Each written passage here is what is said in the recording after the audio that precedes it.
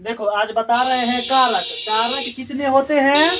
कारक होते हैं 8। कारक कितने होते हैं? 8। ये बहुत मस्त भी आए हैं जो कारक की संख्या कितने? 8। ये सब कारक है, उसकी ये विभक्ति है, उसका ये उदाहरण है। उदाहरण दे देगा, ऑप्शन में कारक पूछ लेगा। तो इसमें हम तीनों को एक ही साथ देख लेते हैं, जो कौन सा कारक होगा, कौन सी विभक्ति होगा और कौन सा उसमें उदाहरण होगा। तो पहला हम देखते हैं बहुत आसान तरीका से। पहला है कर्ता।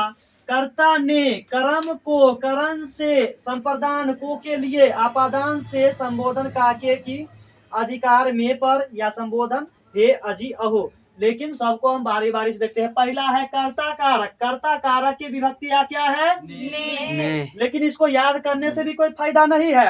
ये डायरेक्ट ऑब्जेक्टिव में उदाहरण दे देगा, उदाहरण से पूछेगा जो कौन सी कारक है इसमें। तो इसका उदाहरण है राम ने रोटी खाई, श्याम ने रोटी खाई, श्याम ने कुछ खाई, मतलब रोटी खाई ना, उसका प्रभाव किस पे पड़ रहा है? रोटी पर। जैसे हमने तुमको पीटा, राम ने सीता को पीटा। अब पीटा नहीं बता रहे, तो राम ने गोविंद को पीटा। तो बताओ किसी का न कुछ असर तो पड़ रहा है ना। तो जब असर पड़े, कुछ घटे कुछ बढ़े, जैसे मतलब राम ने आम खाया, आम घटा ना, खाने का प्रभाव किस पे पड़ा? आम पे। इसका मतलब है जो उस स्थिति में ने आया बीच में, तो ने आया तो इसका मतलब हुआ ने यहाँ भी है, ने यहाँ, तो कर्ता ने, तो कर्ता ने। तो राम ने रोटी खाई, इस विभक्ति में इसका विभक्ति जो है क्या है? ने है। लेकिन इसमें कारक कौन है? कर्ता। कर्ता कारक है।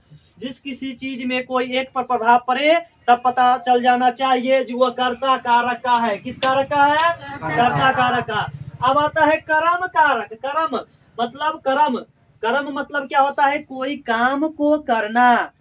मैंने सोहन को बुलाया, सोहन को माँ ने बच्चे को बुलाया, बच्चे को सीता ने गीता को बुलाया। मतलब इसमें कोई काम कर रहा है। क्या कर रहा है? कर्म मतलब काम। तब मैंने हरि को बुलाया, को आ गया, यहाँ भी को है, तो इससे पता चल जाना है ये कौन सा मतलब कारक है। तो इसको याद रखने से अच्छा है पहले ये 8 को याद रख लेना होगा कम से कम, कौन सा किसका विभक्ति है, तब उदाहरण से पकड़ा जाएगा आसानी से। उदाहरण से सिर्फ यहाँ पे को पे ध्यान देना है। कोई कर्म हो रहा है ना, कर्म हो रहा है, तो कर्म के लिए विभक्ति हो को किसका है? कर्म कारक का। मैंने हरि को बुलाया, इसमें इस लाइन में कौन सी कारक है? कर्म कारक। दूसरा खत्म। तीसरा आता है करण। करण मतलब होता है से। जैसे मैं कोई भी हथियार से कुछ करने जा रहा हूँ, जैसे कलम से लिख रहा हूँ, से आया ना। कुल्हाड़ी से लकड़ी काट रहा हूँ या पेड़ काट रहा हूँ, इसका मतलब से आ गया ना, से। तो यही पता चलता है यहाँ जो करण जो हुआ ना, करण कारक का विभक्ति हो गया से। यही से देखना है यहाँ मिल रहा है, यही से कहाँ मिल रहा है? उदाहरण मिला। लेकिन से जो हुआ दो जगह, एगो यहाँ एगो यहाँ, लेकिन ये दोनों में अंतर है, ये दोनों में अंतर है। इसमें क्या होता है? कोई साथ साथ, जैसे बिना कुल्हाड़ी से पेड़ नहीं कट सकता है, इससे कोई चीज अलग होने की बात नहीं पता चलेगा, लेकिन इसमें अलग होने की बात पता चलेगा। तो कोई चीज से हम कोई काम को कर रहे हैं ना, जैसे कलम से क्या कर रहे हैं? लिख रहे हैं, तो इसमें से आ गया। तो से मतलब कोई एक चीज से दूसरा काम कर रहे हैं। जैसे राम ने दांत से सेब खा रहा, दांत से आ गया ना से। हाँ, अगर दांत नहीं रहता तो शायद वो नहीं खाता, शायद कुल्हाड़ी नहीं रहता तो पेड़ नहीं कटता, कलम नहीं रहता तो लिखाता नहीं। ऐसे समझना है। तो से जो आ गया तो वह कौन से कारक हो गया? करण कारक। अब आता है संप्रदान। संप्रदान मतलब को के लिए। अब इसमें भी था, यहाँ भी था को, यहाँ भी है को के लिए। अब देखो किसी के लिए कुछ योगदान दिया जाए या कुछ किया जाए, जैसे पिता ने अपने बच्चे के लिए कुछ करता है ना, रुपया पैसा कमाता है। पिता ने पुत्र को रुपये दिए, किसके लिए दिए? किसी के लिए तो कुछ किया ना, तो वही आता है को। हरि ने, हरि मोहन को, हरि मोहन को रुपया दिया, कुछ तो किया इसके लिए। हरि मोहन को घर बनवा दिया, हरि मोहन को घर बनवा दिया। कुछ भी तो किया, लेकिन यहाँ पर किसी के लिए जब कुछ किया जाए, यही लिख दिया कुछ किया जाए, समझा? तो कुछ किया जाए इसके कहने का मतलब इसमें विभक्ति हो गया को के लिए, किसी के लिए, हरि मोहन के लिए घर बनाता है। सीता गीता के लिए किताब खरीदती है, के लिए आया ना? हाँ। या हरि मोहन को भी आ सकता है, के लिए भी। पिता पुत्र के लिए कमाता है, पिता पुत्र के लिए कमाता है। तो किसी के लिए तो कुछ कर रहा है ना, अपने परिवार के लिए कुछ कर रहा है। तो यही बात आ गया, हरि मोहन को रुपया देता है, हरि ने मोहन के लिए कुछ तो किया। तो जब कुछ करने की बात आ जाए, योगदान देने की बात आ जाए, उस समय राजा भिखारी को धन देता है।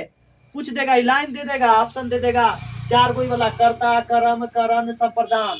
तो उस स्थिति में राजा भिखारी के लिए कुछ किया, इसमें आ गया कौन सी कारक?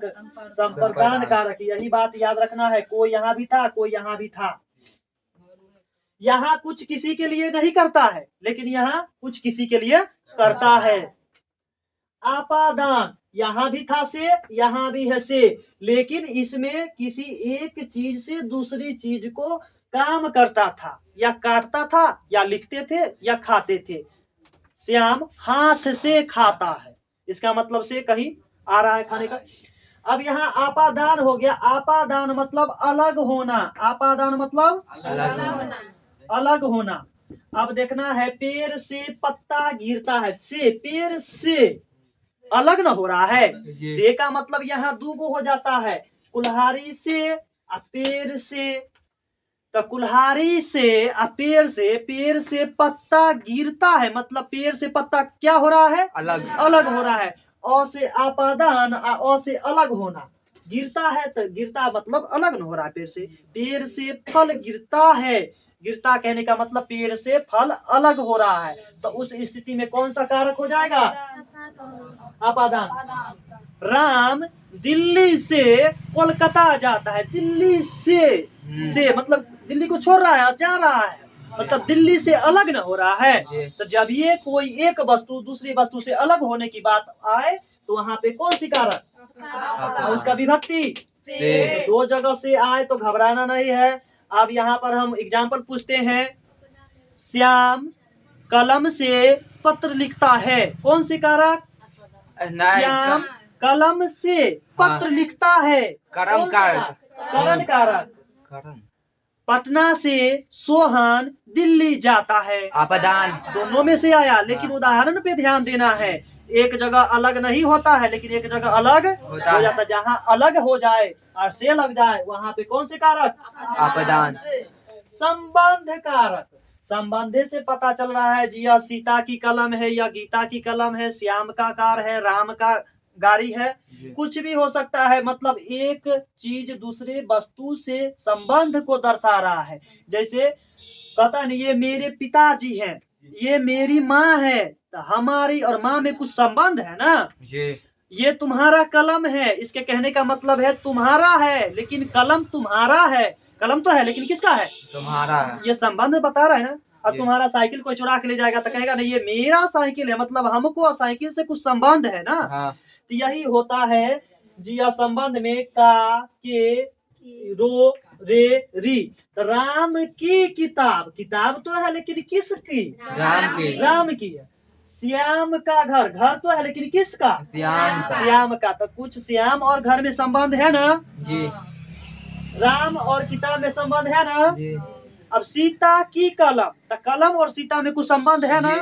तो जब ये का, के, की आ जाए, उस समय हम लोग क्या करेंगे? उदाहरण से समझना है, उदाहरण से जी इसका संबंध है। अब देखना है, का को यहाँ भी आ गया था, यहाँ भी है, यहाँ भी है, तो दोनों तीनों एग्जाम्पल में अंतर है। अब आ जाता है हमारा अधिकरण। संबंध हो गया अधिकरण। अधिकरण, अधिकरण मतलब अधिकार जमाना।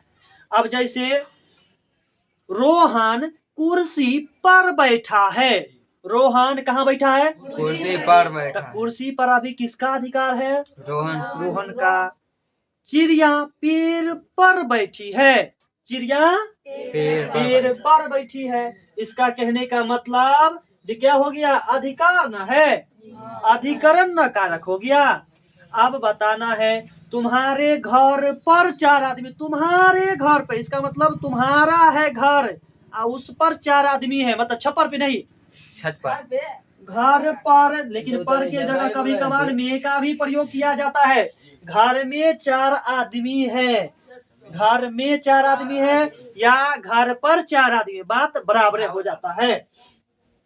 अधिकरण जना भाई साहेब चारपाई पर बैठे हुए हैं, इसका अन्य उदाहरण भी हो सकता है ना। भाई साहब चारपाई पर, अधिकार जमाए हुए हैं, चारपाई पर बैठे हुए हैं ना, तो इसका मतलब चिड़िया पेड़ पर, दादा चुप। हाँ, कौआ लकड़ी पर बैठा हुआ है, लकड़ी पर मतलब वह अधिकार जमाए हुए, अधिकरण कारक। अब आ जाता है संबोधन कारक।